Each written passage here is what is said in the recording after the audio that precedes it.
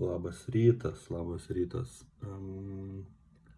Labai dėkingas esu žmonėm, kurie komentuoja, laikina, ypač malonu sulaukti palaikymo iš buvusių savo darbdavių vadovų. Tai kažkaip labai įkvepia ir motyvuoja iš tikrųjų. O man pačiam norėtųsi šiandienos epizodą pavadinti verslas nuo -100, nes kaip minėjau, kad turiu susiderinti sutartį su pagrindiniu tiekėju, pagrindiniu ir vieninteliu kvepalų tiekėju, tai gavau tokį sutarties pasiūlymą, kurį turėtų pasirašyti kažkoks turbūt savižudas verslininkas, nes labai nepalankiom sąlygom. Ir keistai iš tikrųjų, kad nors jau ir yra svetainė, jau ir yra reklamos leidžiamos ir buvo pardavimų, pagal tą sutartį turėčiau kiekvieną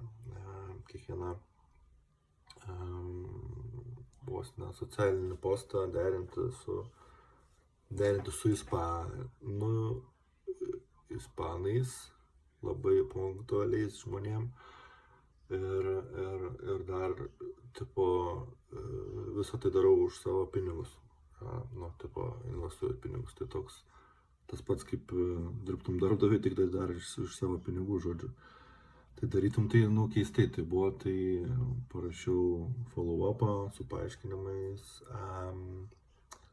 Ir paskui vakar visą savaitgalį sunkiai susikaupt galėjau dėl šito, nes toks, ne tai, kad rankinės užtrauktas, bet dar ir iš automobilio aš išmestas, nes jau tiek čia prisiplanavęs, prisidėliojęs į priekį, prisistrategavęs ir nelabai kažką verta daryti, kol nėra sutarties. Nežinau, arba gal ir verta. Tai dar neapsisprendžiau, beje, toks atrodo, kad be sutarties buvo paprasčiau gyventi. Tiesiog perki prekes, moki pinigus ir pardavinėjai čia Lietuvoje, ką norėdamas, kaip norėdamas geriausiai parduoti, kaip galėdamas.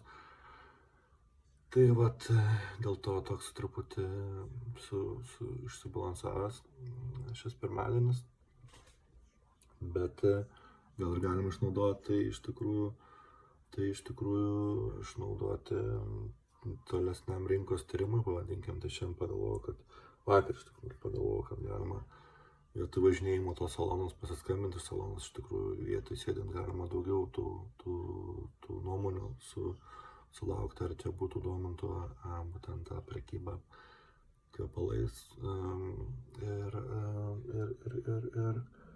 Ir jo, dar reikia nuvaryti tada susirinkti feedbacką iš tų vietų, kur buvau praeitoj savaitėj. Ir gal galiu paskambinti. Ir paskui turbūt pagrindinis šito projekto aspektas apsispręsti, ar aš be tos sutarties, ar su ta keista, man nepalankia sutartim, o gal ir parašys taip į mano sutarties pasiūlymą. Tai tokios tokelės tiek linkėjimai žmonai.